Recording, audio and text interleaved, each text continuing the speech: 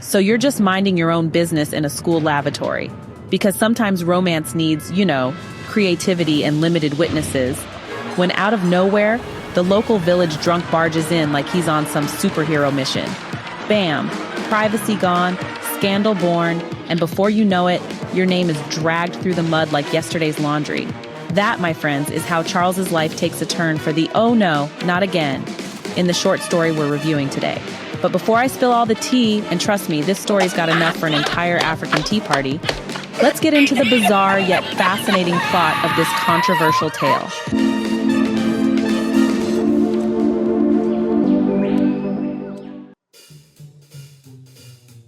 Meet Charles. He's not your average guy. He's a third-year law student, brilliant, ambitious, and probably the kind of guy who argues with the waiter about legal rights when they bring him the wrong order. But Charles has a secret. He's in love. And not with the president's daughter as you'd expect from a movie plot twist, but with another man. One fateful day, while he and his lover sneak away for some stolen moments of privacy, because that's what young love does, they pick the school lavatory as their, romantic getaway. And just when things are about to get interesting, guess who stumbles upon them? Mr. Kanchigwe. Now, who is Mr. Kanchigwe? Well, let's just say he's the kind of man who thinks local gin is a perfectly acceptable breakfast beverage. He's the village drunk. Someone you'd expect to be stumbling into potholes, not scandals. But there he is, seeing Charles in a compromising situation, and suddenly, this man becomes the Anderson Cooper of village gossip. Kanchigwe quickly rises to fame. For just one tot of local gin, he'll tell you the juicy details of what he saw. For 2 tots, maybe he'll throw in a little sound effect and act out the scene. Soon, he's surrounded by a growing crowd of friends, because who doesn't love free gossip with a splash of booze? It's really so stupid. Meanwhile, Charles's life is going downhill faster than a shopping cart with broken brakes. His lover? Gone. Vanished. Not to be heard from again in the story. It's like he took one look at the drama and thought, nope, I'm out. The villagers, on the other hand, are having a field day. They're not exactly sending Charles flowers and heartfelt letters of support. Nope. Instead, they're pointing fingers, calling him ungodly, and treating him like he's single-handedly responsible for moral decay because apparently hypocrisy is a national pastime. And this is coming from people who, let's not forget, engage in their own questionable activities. We're talking corruption, drunkenness, pastors sleeping with their congregants, and, brace yourself, someone was even rumored to have slept with a goat. But sure, Charles is the problem, right? As the drama escalates, Charles finds himself not only fighting public shame, but also stepping into the spotlight. He gets interviewed by Kama, a host from the National Broadcasting Corporation. Now, this is where things get juicy. During this interview, Charles doesn't hide or cower. He's sharp, confident, and unapologetic. He challenges the tired argument that homosexuality is some sort of Western import, saying, "Hey, I was born this way. This is who I am." Kama, being the ever-righteous host, tries to quote the Bible at him. But Charles is ready. He flips it back with the story of David and Jonathan, pointing out that love, in all its forms, has existed throughout history. And you know what? That earns him some support. Not a lot, but enough to start a real conversation. Why are you gay? Who says I'm gay? Of course, not everyone's happy. Some people are so angry, you'd think Charles personally stole their chickens. Enemies? Oh, he has plenty. Then the story takes a sharp left turn.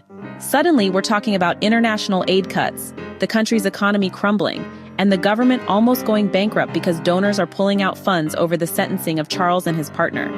And as if that wasn't enough drama, Mr. Kanchigwe, the same guy who started this circus, ends up with HIV, and because of the aid cuts, he can't get access to the medicine he needs. It's poetic justice, but also kind of over the top, don't you think?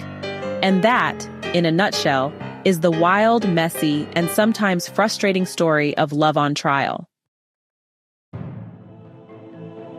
Yes, that's the title, Love on Trial by Stanley Onjezani Kenani. A story that dives headfirst into one of the most polarizing topics in Africa, homosexuality, the law, and the suffocating weight of societal judgment. Why are you gay? Who says I'm gay? Let's be honest, this story has guts. Kenani doesn't tiptoe around the issue. He stomps right through the middle of it. He exposes the hypocrisy of a society that condemns one form of love while turning a blind eye to corruption, abuse, and yes, even bestiality. That's powerful, that's needed. But the storytelling itself, well, that's where I have some bones to pick. It's clear that Kenani drew heavily from real-life events in Malawi, the 2010 arrest of two Malawian men for their relationship, which sparked global outrage. And while it's admirable to bring real issues into fiction, the story sometimes feels too much like journalism. The prose is so grounded in facts and commentary that it forgets to build real tension or emotional stakes. Once you get past the initial scandal, a lot of the story feels predictable. I saw some of the twists coming from a mile away. Kanchigwe becoming a victim of the same system he helped expose? I wasn't shocked. It felt like a box being ticked rather than a natural progression of the story. Charles is portrayed as this untouchable, almost perfect figure, brilliant, articulate, even desired by the president's daughter. Meanwhile, everyone else is painted as drunk, corrupt, or morally bankrupt. That imbalance makes the story feel less like a nuanced exploration of society and more like a sermon. The dialogue between Charles and Kama tries to spark a big philosophical debate about homosexuality, religion, and culture. And while it's interesting, it also feels dogmatic and at times clunky. Charles leans too much on the standard born this way versus Western influence argument, which doesn't add anything new to the conversation. The inclusion of international aid cuts, economic collapse, and Kanchigwe's HIV diagnosis? Honestly, it felt unnecessary and, overly dramatic. Yes, donor aid can influence policy, but tying the entire country's collapse to one case? It's a bit much. Still, I give Kenani credit for tackling such a sensitive and important topic, especially in the African literary landscape where LGBTQ plus themes are often taboo. Oh my God, I just got a mental picture! It joins works like Tendai Huchu's The Hairdresser of Harare, adding to the growing conversation about love, identity, and freedom. Yeah, well, that's disgusting. Stanley Onjezani Kenani is a Malawian writer known for pushing boundaries. Love on Trial was published in his anthology For Honor and Other Stories, and he's also featured in the Cain Prize anthologies. His writing often deals with love, morality, and societal hypocrisy, as we've seen here and in his story, Happy Ending. But while his themes are bold, his prose sometimes feels, well, too journalistic. It's like he's reporting on the story rather than letting it breathe as fiction. Would I call Love on Trial a masterpiece of African writing? Not quite. It's important, yes. Thought-provoking, yes. But as a piece of fiction, it's predictable and sometimes heavy-handed. If you're looking for a story that tackles a controversial theme with courage and raw honesty, it's worth reading. Just don't expect a lot of subtlety or complex character development.